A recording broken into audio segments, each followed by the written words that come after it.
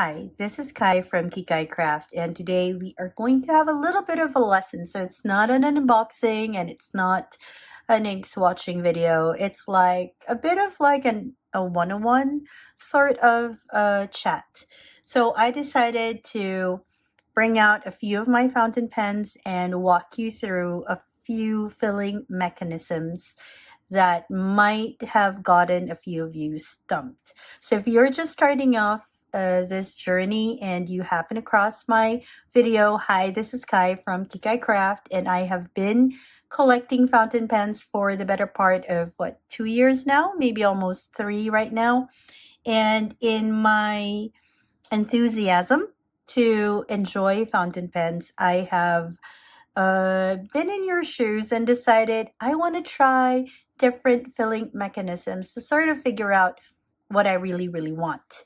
So I will share what I do have in my collection and walk you through it. So we're going to start with the most common ones, okay? So the most common one is what we call the cartridge converter. A lot of pens use the cartridge converter. It's called a cartridge converter, but it's actually a cartridge pen and a converter pen. So this is how it looks. Let's go for cartridge. At this point, if you're just starting and you need the vocabulary, this is a cartridge. So this is a cartridge from Esterbrook. There are other cartridges, ink cartridges from other makers as well. Montblanc has its cartridge, which is actually the base size of all other cartridges, but we do have what we call okay, now I forgot what we call them. It's like special cartridge for that special pen. For example, Sailor has its own brand of cartridges that can only fit Sailor pens. Okay, when I remember the word, I'll tell you. Okay, so this is a cartridge, and a lot of pens nowadays come with a cartridge. So Esterbrook pens come with a cartridge. If you have not seen my Esterbrook pen unboxings, I'll put a link for one of them up there for you. But just to show you, this is one of their newer pens. This is the Esterbrook Jurassic ST. So basically, it'll come with a cartridge. Some companies actually even provide two. And what you do is you just get your pen out and you plug your cartridge in, wait a few minutes, and then it'll start writing for you. Okay, so this pen right now currently has a cartridge plugged into it so that I can write with it. Okay, oh, Kaweco is another one that comes with a cartridge. If you have not gotten your first Kaweco yet, when you do get it, it's not going to be in a separate packaging. You have to like disassemble your Kaweco so you can get the cartridge inside. Let me see if I have a Kaweco with me. So Kawecos come with a cartridge, okay, like so. So this is the Kaweco Macchiato.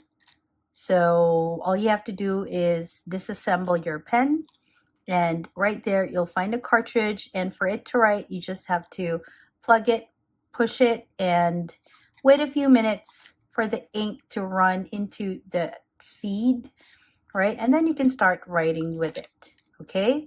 For Esterbrook, it comes in like a separate plastic packaging.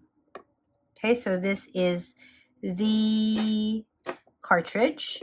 But then you'll also hear of the cartridge converter pens. This is a converter. So it's called a cartridge converter because for that pen model, in this case, the Esterbrook ST, you can either use a cartridge, an ink cartridge, or a converter. And a converter is like an ink cartridge, except it is bigger and reusable. So it looks like this. Don't be worried about unplugging it. It's not a problem. Okay, so this is how a converter looks like. It's like a cartridge, but this one is refillable, although cartridges are also arguably refillable, but this is meant to be refilled with ink, and you can use it over and over again ad infinitum or until you break it. Okay, and it basically does the same thing. You just push it in, wait a few minutes, and then it'll start working. Okay, so a cartridge pen, if it just says ink cartridges only, that means it cannot have a converter in it. An example of this would be, okay, let's look at my pen case. The Mont Blanc Baby. This is the Mont Blanc Rouge et Noir Baby. This tiny little pocket pen is a cartridge pen, which means it'll only function with a cartridge. It cannot function with a converter. Although I've heard some people say that the new Kaweco mini cartridge will work for this. Okay, so again, if it says that the pen is cartridge only, it can only write with this because that's what will fit the body. And if it says it's a cartridge converter, then you can either use a cartridge, an ink cartridge, or a converter with it. The word is proprietary. Okay, so some cartridges are proprietary. So if it's Sailor ink cartridge, it can only fit Sailor pens. But Mont Blanc uses the international size because basically the international ink cartridges come from their size. Okay, if you see a shift in light, excuse me, the light is a bit strange right now in Jakarta, so it shifts quite a bit. Okay, so this is pretty much easy. There are different ways to refill your cartridges. You can refill your cartridges. I use a, wait, just to show you, I use a blunt needle syringe. So for you to do that, basically, what you will need to do, let me see if I can show you an example. What you will need to do, I have this little toolbox actually, where I have empty ink cartridges and all that.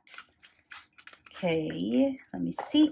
So if you have an empty ink cartridge and you don't have a converter because maybe it's a cartridge only pen, what you can do is you can use your blunt needle syringe, dip this into the ink bottle, okay, and then pull out the ink that you need. Don't pull out that much. It'll only handle maybe 1 or 1.5. Okay, and then you just inject it in. Okay, that will work. This system will also work with your converter if that is a style that you'd want to use with that. I've done that a few times. I don't know why I would, but I have. Whereas for your converters, there are two ways.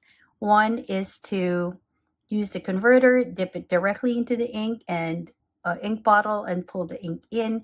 Then you can prime it by dipping your nib in, or you can just straight away dip your nib in and pull ink from the nib. All right, so different ways to refill your cartridge and your cartridge converter pens. So those are two filling mechanisms that are quite modern, actually. Okay, so let's go for the third one. So the next one that I often find in the market is what we call the piston-filler. Okay, so for this one, I can actually do a demonstration. I have two piston fillers. Okay, these two. All right, I have two piston fillers for you to look at today. This is the Mont Blanc Writer's Edition, Robert Louis Stevenson. It's a beautiful, beautiful piece. I like this a lot. So for you to refill this with ink, all you really need to do is dip. So you have to unscrew the piston. It's not going to go like all the way off. All right, it's just going to go until it sort of locks. Okay, do not pull it off. It's not meant for that.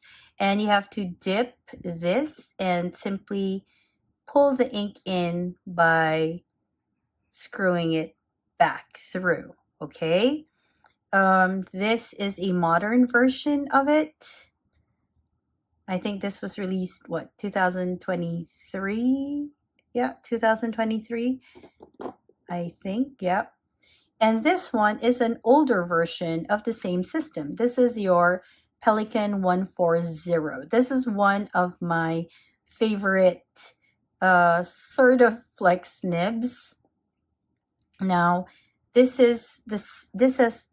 uses the same principle, which is basically you want to screw this or turn the piston, sort of like screw it not off, but until it hits that spot. And for you to fill it with ink, all you have to do is turn the knob or screw it back in, just like so. So we're going to go ahead and fill this with you, but I'm going to get a different ink for this. Ideally, what you do want is a Waterman. This is a very good, gentle ink for vintage pens. But I'm going to go and find another ink that I have used on this pen before. It's a newer ink. I'm going to go find it, and we're going to fill this with ink because I have been missing using this beautiful, beautiful Pelican. Like if I could only have one Pelican in my collection, I currently have 3. This would be it for sure. Okay, give me a second to look for my ink. So for this one, we're going to use a Sailor ink. This is the Sailor Shikiori Rikucha. This is a lovely shading ink. It's one of my top inks. It's in green. Okay, so it's just like what I showed you. Oh, such a beautiful piece. Okay, so what you want to do is you want to unscrew that or turn the knob, as they say, and then you want to get your ink. I just gently shake it because I don't know, I imagine there are like sediments and stuff. I haven't really seen that. And you want to just dip it in, okay, just so, and then you want to turn this knob nice and gentle because this is an old piece. I don't want to fill it in with too much ink, so I just turn that knob a little bit. Okay, and then you just finish turning it all the way in. This one you can actually see the inside of it. All right. If you do want to put in a lot of ink, a lot of people like just turn the knob back in and then draw ink again. We're not going to do that today. Okay, so we're going to go ahead and write with it. The Pelican 140. So we're, okay, I don't want to have my hands dirtier than they need to be. So we're going to clean off a little bit of that ink. Okay, then we're going to write with it. I want to check first if there's cat here because I have cats. Okay, so we have, oh, look at it. This is the Pelican 140. This, if I'm not mistaken, this is what? One of my first 10 pens. And we're going to write what it has. The Sailor. Oh, look at that. Look how pretty it is. I mean, it's a pretty pen and it writes really nice too, which is a win for me. Shikiori.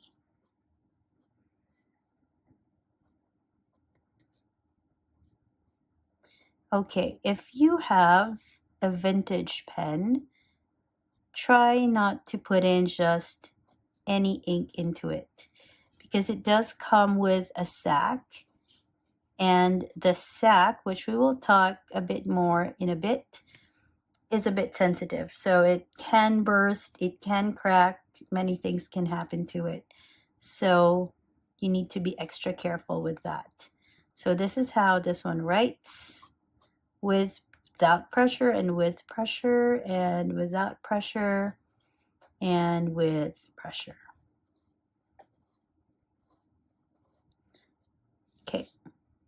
I want to finish this. Okay, there we go. So pretty. All right, so that is the piston filler. That's this third filling mechanism that we have for you today. Then we're going to go into our fourth one. So one of the main differences of all these, right, would be if you have your cartridge, it has about 1 ml of ink in it, 1 to maybe 1.5. Okay, bigger ones maybe 2, but it's really 1 or 1.5. Your converters can go from 1.5 to maybe 2, but 2 is really a lot. So like maximum. Piston fillers can hold a lot more. All right, so it depends on the size of the ink reservoir. That's the space inside your pen that will hold the ink.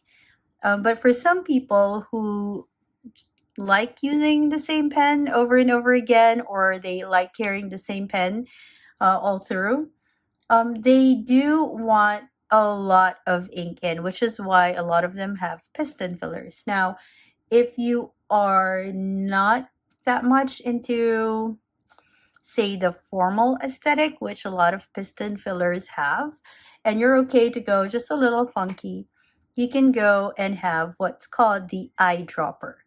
Okay, so what is an eyedropper pen? This is an Opus 88. It's an eyedropper pen. This is a vintage Waterman. This is an eyedropper pen. Basically, what you do is you unscrew the pen and you unscrew the section, and you see that space right there? That's where you fill ink in. So you can use an eyedropper, hence the name, or you can also use a blunt needle syringe. Why does my tongue always trip over that? So you dip this into your bottle of ink, draw ink in, and put it into the ink reservoir. Okay, so basically that's what an eyedropper mechanism is called. This Opus 88, actually you want to unscrew it a bit as well to get your ink in. So it can also do that for you. Okay, so this is a modern one. I do have another modern one somewhere. Give me a second. If I can find my pen case. I have another pen case. I have like 2 pen cases. Okay, here we go. That have inked pens. This is another modern eyedropper. This is the Puchico. I'll put up the link to the unboxing and review of this. It's one of my newer pens. Okay, same thing. Unscrew the section. You'll have the body of the pen. You drop the ink in. Screw it back on. And then you're good to go. Okay, so these are the modern versions of it. The older versions, this is a Waterman from the 1920s or earlier. What you want to do is first you got to unscrew it upright because the ink is right there. There is no stopper, there's nothing. And basically you just want to drop ink in there. So you get yourself an eyedropper or a syringe, dip it into your ink bottle and just fill it in. Okay, this is currently uninked. I have a few vintage pens that I don't ink so often, but I do love this one. I often have this one inked, just not right now. Okay, so you have your cartridge, converter, piston, and then your eyedropper. Okay, then we're gonna go into the more novelty type ones, and these would include your Crescent-filler, your lever filler, and your button filler, and your vacuum filler. Pretty much the same principle for all these different fillers, and I'll show you what I mean. Let's start with the oldest filling mechanism, like really the oldest filling mechanism. So even before the eyedropper, they had this one. Let me show you. The oldest one, okay, is actually this filling mechanism. This is the Crescent, this is the Conklin Crescent. It's a crescent filling mechanism. And for you to understand how this works, Conklin has been very nice, and in their packaging of their Mark Twain crescent fillers, they actually show you how it works inside. So this is a lever. It looks like this. Okay, so that's a lever, that crescent thing, that's a lever. And you see that stripe thing there? That's what's called a sack. You can find the sack in a button filler, in a lever filler, and I'm just gonna say lever because that's how I say it, in a lever filler, and in some cases in old Vacumatics. Now I say some because that's a bit iffy. The modern vacuum fillers are a bit different from the older Vacumatic, but basically you do have that sack, and that's where the ink goes. Now for the crescent filler and the lever filler and even the button filler, I'll show you what those look like. Basically you just press it so that it creates this, I don't know, this absence of air, and then you release it, and when you release it, the ink goes in to the sack. And you have to do that a few times, much like you would for like an eyedropper, right? You gotta squeeze it a few times for the liquid to go in. So that's how these, because it's quite a bit, particular mechanisms work. So this is an old one. This is how it looks. This is a Conklin crescent filler. Okay, this is how it looks. You have a lock. This is the lock. This bulbous thing, right? It's the lock. And what you do is you turn it. And when you turn it, it will allow for this crescent with that bar inside to go in and squeeze the sack so it can suck the ink in. All right, I'll show you a newer version because Conklin came out with a newer version. Okay, this is the black with rose gold. Same principle. You turn the lock so that it goes into that space right there, right? And the lever inside, which is attached to that crescent, can go in, and you can fill that sack with ink, just so. Can you hear it? Okay. All right, and then when you're done filling it in, you want to lock it into place by turning this lock again and then using it. So let's go ahead and see how it works. We want to fill this with ink.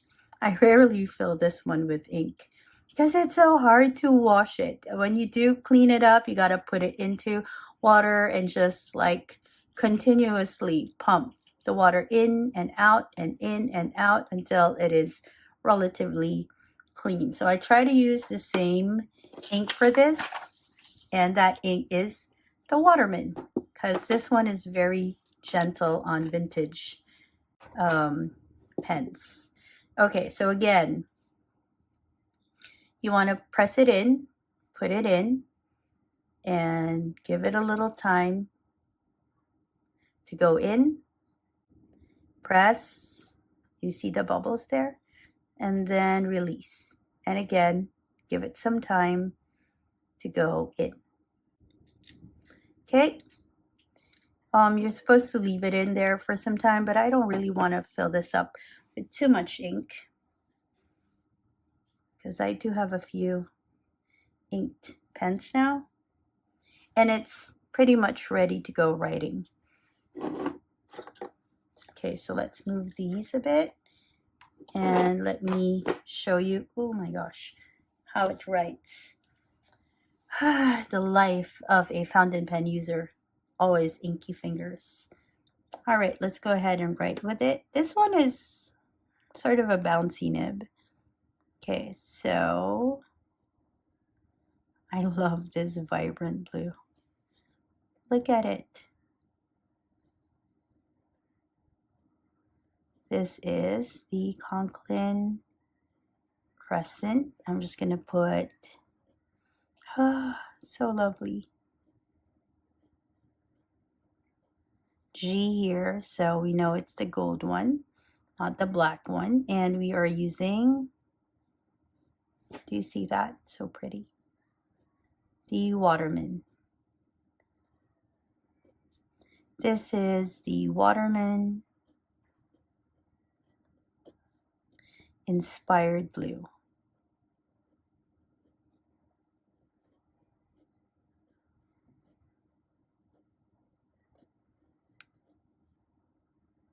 Okay, almost misspelled that.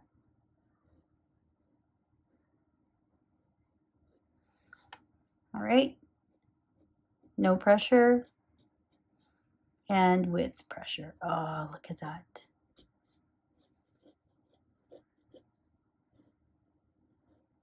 Oh, such a wide line variation. Okay, beautiful piece. Okay, where's the cap? Oh, here. Okay, put it in and put it away. Okay, like I mentioned, the lever mechanism works pretty much the same way. This is a Waterman. And to be honest, I haven't really used this before. I bought this last December from Julia Gasano, and it has such a wonderful flex. But ever since I got it from her, I never filled it in because using this, well, I know it's a bit of an issue.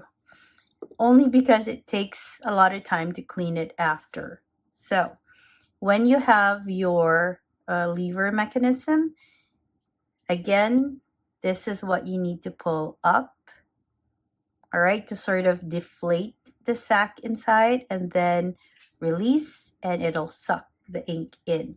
So you have your ink bottle with you, okay, and then release, press, dip it in, like so. Make sure that the nib is submerged, okay, and then pull the lever back, like so,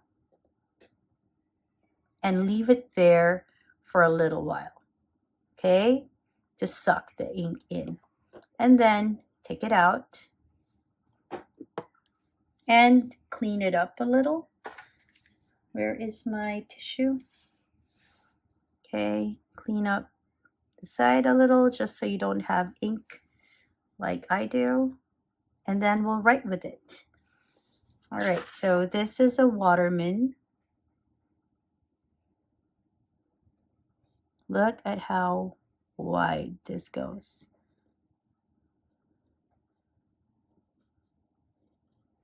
Oh, so nice.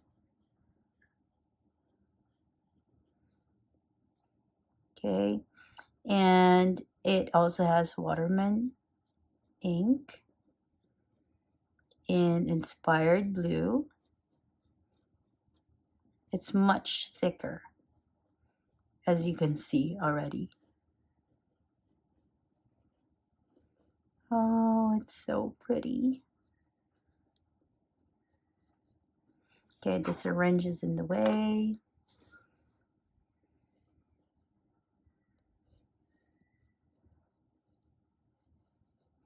Okay, this is no pressure. It's already a thick nib with pressure. So thick. And then no pressure. And now you put in pressure. Look at that. Beautiful. Okay, so that is the lever mechanism for you. So how many have we done? Cartridge converter, also cartridge converter, piston, eyedropper, crescent, and so we'll go to our sixth one, which is what they call the Vacumatic. This is a Parker, and it's a Parker Vacumatic. Very nice piece. Okay, and for us to fill it in, so let me just show you how it looks. This is how it looks. This is not a flex, but I really like it because it's translucent. It's made with celluloid. And then you pull this off, and there's like a button there. And when you pull it in and release it, it's supposed to pull the ink in. Okay, so again, all you do is press it, right? And then you release, and it's supposed to pull the ink. I don't know why I'm making the sound. I don't know if I want to fill this in with ink because I don't really like the way this writes. Honestly, it's so thin. I think I need like a different ink for this, something that I feel I can write tiny with. Okay, I don't know. I'm a bit mixed. I don't know how I feel about this. But let me show you another one that uses almost the same principle. So this is another celluloid pen, another vintage pen. This is called the IXA Cadet Celluloid or IXA Celluloid Cadet. There's not a lot of information about this online. It's a Spanish brand. So same thing. You have to sort of unscrew. This one is not just turning the knob. You literally have to unscrew it. And there's a button here that you need to press many times. Okay, so again, this one, you need to press it many times to get the ink in. This one, ideally, you just need to press and release. So press it in, release, and it's supposed to fill in with ink. Okay, so that's a big difference between these two. Same sort of mechanism with a sack inside. This one, I'm okay to fill this in. I like how this writes. So again, you have your pen. You need to press this many times. Okay, I usually press it 10 times. Fill it, put it into your bottle of ink. Okay, try not to have the nib hit the inside of the bottle, and then just press it many times. You can actually hear. Okay, let's do that again. If you're an ink bottle purist, have a special bottle for these things. Don't put it directly into your bottle of ink. I am not a bottle purist, especially when I know I'll be using that ink many times. All right, but if you're afraid of mold and all that, which is a legitimate concern, have a separate bottle. Okay, and then put the knob back in. And now we will write with it. This is a beautiful piece. I really like this. So this is the IXA celluloid. So so I would say this is like a soft nib. So even if it doesn't have the same sort of flexibility like the others do, there's still line variation to it.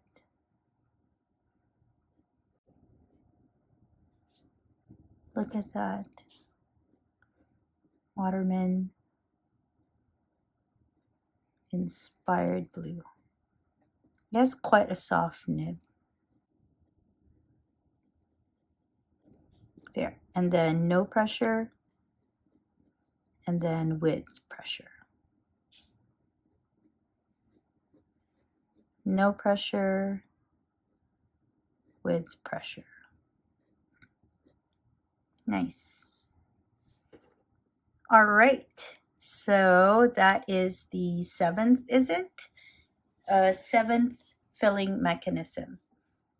All right, so let's just go through it again, just very quickly. You have your cartridge converter. So here is the ink cartridge. Okay, we're gonna put that there. Then you have your converter, just so we remember, or I remember. This one. Okay, then you have your, okay, I don't know, it's gonna roll fine. Then you have your piston, and in this case we had this one. This is the modern version and the vintage version, so I have this one inked. So piston, that's your third one. It's just rolling everywhere, fine. Then you have your eyedropper. Okay, vintage, modern. Okay, all right, it's just gonna go everywhere now. Then you have your Crescent-filler. Okay, that's how, like when you fill it, oh, I forgot to lock this. Okay, you gotta lock it, otherwise if you accidentally press it down, it's just gonna squirt ink everywhere. Okay, this is the vintage version and the modern version. Then you have your lever mechanism. I'm not gonna pull that lever up because I don't wanna spew ink everywhere, but basically you want to pull that up so that you can deflate the sack inside and then release it. So when the sack inflates, it inflates with ink. Then you have your Vacumatic. Oh, right here. Push and then pull, and the ink comes in. And finally, you have your button filler. There are a few other filling mechanisms. Oh, by the way, the button filler, Esterbrook just released their button filling pens in their Esterbrook variety. Okay, so again, just have to push that and then it'll suck the ink in. Again, I'm not going to push that because I don't want ink to spew out. Okay, so that would be 1, 2, 3, 4, 5, 6, 7, 8 different filling mechanisms for you. Okay, so I hope that this has been helpful for you, especially if you're just starting with your fountain pen collection journey and you want to look at the different filling mechanisms and you want to try the different pens. Yeah, and you're wondering like exactly how does it all work. So again, yeah, if this has been helpful, please consider liking this video. And if you are into fountain pen collecting and inks and all of that, I do a lot of that in this video, so do consider subscribing just so that you can see my videos whenever I review pens or just share the experience of collecting pens with you. Okay, and then I hope that wherever you are, you're having a great day or a restful evening. Bye, everyone.